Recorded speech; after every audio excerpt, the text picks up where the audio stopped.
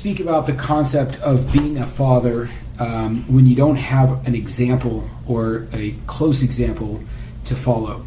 The reason why this is very difficult is, in a lot of areas of life, in health, maybe in business, it's easy to see who's successful, or it's easy to see who is perceived as successful because you can more or less wear it on your sleeve, or the way you look, etc. But when it comes to being a father, when it comes to being a husband, then you go behind closed doors and you might never know what goes on and how people behave. And so it's very scary in a lot of ways that we don't have, again, in general, men are very slow and very afraid to come out and to join a man support group, or to talk about being a better man, or try, you really, it's hard. You go on meetup groups and it's there's 1,000 moms helping moms and moms working out with moms, and then you type in dad, or you type, it just it does, it doesn't exist. And what's difficult is, in one respect, the most effective way to learn, I believe, is to see someone that's doing something effectively and watch how they behave and how they perform and try to replicate that. But when it comes to being a father, when it comes to being a husband, first of all, it's very hard to know what the definition of success is, primarily because you don't even know, you're putting all this work in, and there's this whole free will thing that the kids can do stuff that's totally different from what you wanted. And you don't know the impacts of some of the things that you do until much later in your life, so you could have, I try to think back, there are lessons that I recall that speak to me now that when I heard them from mentors, etc., it didn't register. So fatherhood is very difficult because you don't know what success looks like. You don't know how long this success will go out, and also the majority of the father lessons and the father bonding times you don't necessarily see. And again, I just to be completely upfront, in my line of work, in my business, of being a rabbi and being a community member, so I know we try to showcase our families. That was a very big selling point for me when I was, embracing more of my Jewish background. I saw these perfect families and perfect kids and people that didn't get upset with each other. And then it's been this crazy experience for me where we actually had students come to our house and at the end of the experience be like, oh God, I don't want kids. So it's very, very difficult because you don't know who's real. You don't know who's actually got this thing mastered. And a lot of the major benefits and times when people kind of come out and do really well, you don't see it. It's not in those moments of public showcasing. On the flip side, for myself, I've talked about it. I think about it a lot. I didn't really have any kind of a positive mentor when it comes to being a father because of my own experience.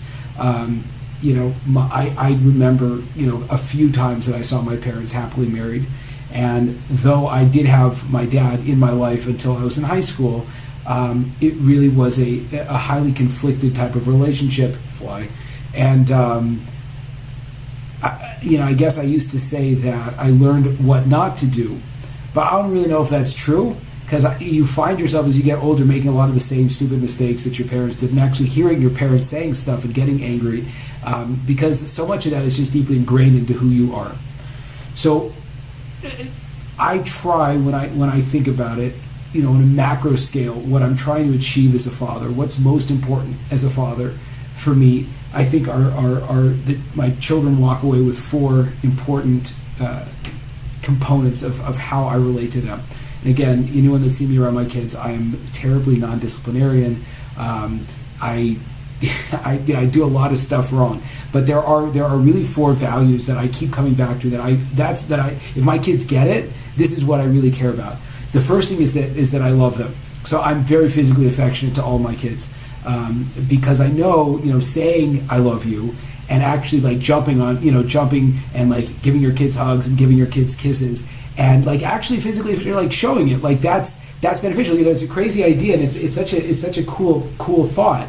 But dogs, everyone loves dogs because we don't have a dog, but everyone loves dogs because when the dog, when the owner comes home, so the dog's able to right away jump on the owner and is like super excited and happy to see you. And a lot of times when people come home, so they don't come in like that. They come with all this drama and all this kind of stuff. But that physical affection, that physical just like happy to see you and going out of your way, like when your kids come into the room, that's super important. And I know that it's easy to do when your kids are very little, and it gets more difficult as your kids get older.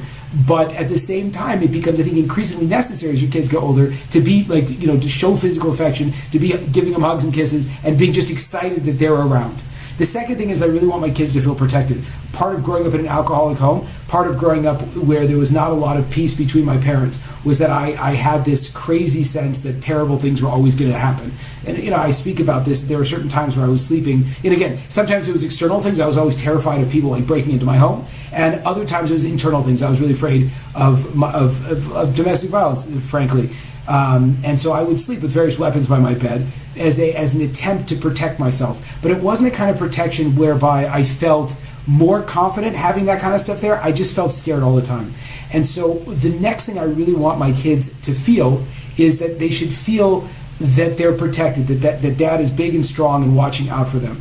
And so to that extent, the fact that I have, I have home protection, I tell my kids about that. My kids are doing various levels of martial arts, and I do as well. I'm very involved in the gym. So I think the concept that and also I don't tell my kids like scary stuff that happens in the world. Not that I'm trying to hide it from them, and I do figure out a way to structure to talk about real issues around my children, but I want to give my kids a sense of power and a sense of being able to control things. And so that's why I talk about the fact that I was overweight and I lost weight, and that I'm always, I talk about the training I'm doing in jiu-jitsu, and the fact that I, will go shooting, and all of these kind of things, because I think it's so important for children to feel confident. And, coming back on the other level, sometimes there are things that are bigger than our immediate control. I'm always talking to my kids about the fact that God will protect them, and that God's there for them, and that God's, that God is watching. And I think these are all components that create a sense of protection for children, and that you can go out in the world. And again, it's so interesting, because when I see parents, and again, this is something else,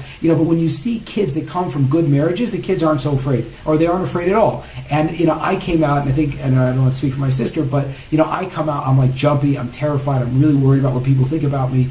I think things are always going to go wrong. And I attribute that a lot back to the fact that my home life was so fractured. And to that extent, the other thing I can do besides training and working out and, looking like a powerful person, is I really try to have a great relationship with my wife. And noticing and recognizing that the peace in a home is not just good for the grown-ups in the home, but rather the peace in the home is really, really beneficial for the kids. And if the kids feel like mom and dad are loving and aren't yelling at each other and are at peace with one another and supportive and on the same team, I think that they also get that tremendous sense of safety and having that foundation rock to rest on. Which is, again, why in Judaism, the fifth commandment, honor your parents, is on the side of the commandments. There's 5 and 5, and 1 through 5 deal with man and God, and 6 through 10, that's not so good, right, deal with man to man.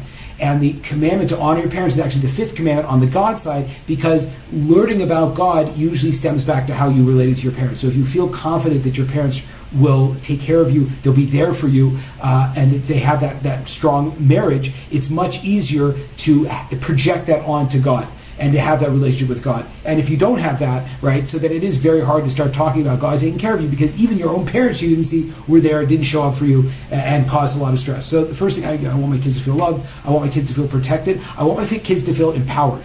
I really push my kids, and again, to a fault, and I don't believe in the school system so much. I don't believe, again, I believe that it's very important to have a Jewish education, and I send my kids to a great Jewish school, and I think that the Jewish education is very important. But when it comes to like homework and if certain, like whatever, I'm not good at math, and one of my children are not so good at math, and I would never say that you're bad at math, and I reward them and I speak to them about the importance of the hard work.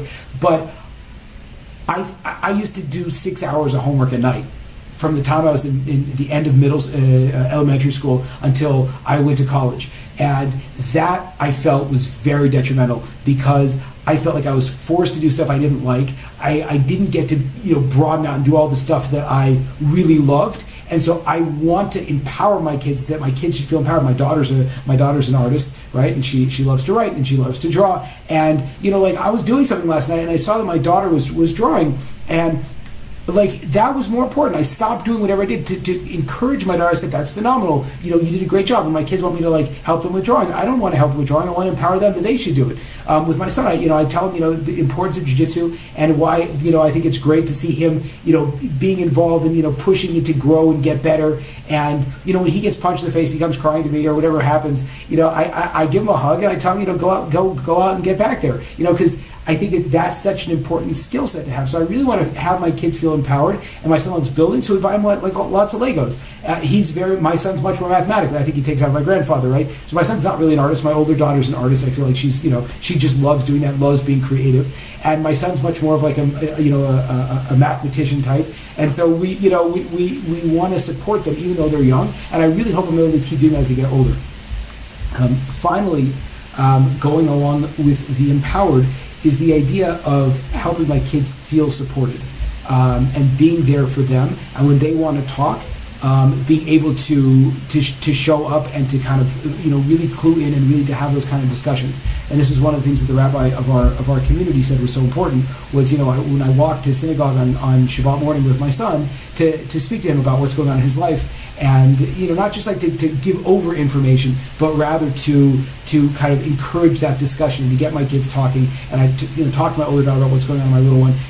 So these are all things that I'm trying to put into our parenting style as habits, so that as they get older, they come into this environment. And for me personally, I feel that's more important than necessarily scholastic achievement, unless they care about that. Because I was such a high level, high performing person in school, and that was because I was, I think, pushed very strongly by my mom, and it gave me it did give me a sense of accomplishment. It gave me a strong sense of achievement, but I also learned all the lessons of schooling, which was that you just have to learn how to get the right answers as opposed to actually create something of your own, and that your value is only reflected by the grades that you get and not who you are as a person. It's very like results oriented upbringing, which I think is kind of the way that the school system unfortunately has to work. So that sense of being there for your children and supporting them, I think, is very, very important. There's a famous medrash, and just to end on this idea, a famous medrash in Jewish teaching that that the voice that God appeared to Moses as was the voice of Moses' father, and that's ultimately the legacy, and what parents are trying to achieve is that the relationship that the child has to spirituality, to trust, like all of these big things in the world, has to start at home, and that's really what we're trying to build as parents. And again, it's really, really, really hard in this day and age because of all the distractions, because we can't choose the mentorship that we got as children. We can't see what it's like behind closed doors when people aren't in their work clothes and everything looks perfect. And how did big people deal with stress and frustration and the heartbreak and the disappointment? How do you create this experience of being a good father if you didn't have one? And I guess for me, the thing that I'm trying to achieve, besides, and this is such an important thing, and it deserves its own whole discussion, something that's so important, dads are so put upon, right? That, providing the money for the family, and providing the support for the family, and providing all this stuff for the family. And I talk to so many of my friends, and it's just like, I'm like, well, what do you want out of your life? You're like, I don't know, dude. And I'm like, well, when do you take time for yourself? And I'm like, I don't know. I'm like, when you exercise? Like, well, I have a couple minutes a day maybe. And when you take time to really like to meditate or to try to get in touch with your mental health, and people don't have time. And I think that the more that parents are able to take care of themselves, and for children to see the parents take care of themselves, and that you yourself are valuable, also the better you show up. So those are just a couple ideas. If you like this, and if I need to talk to more dads, see what other dads' problems there are, see what I can do to help out. I actually will attach a link to a calendar where I will have just a free 30-minute talk with dads if you know anybody. Thank you so much.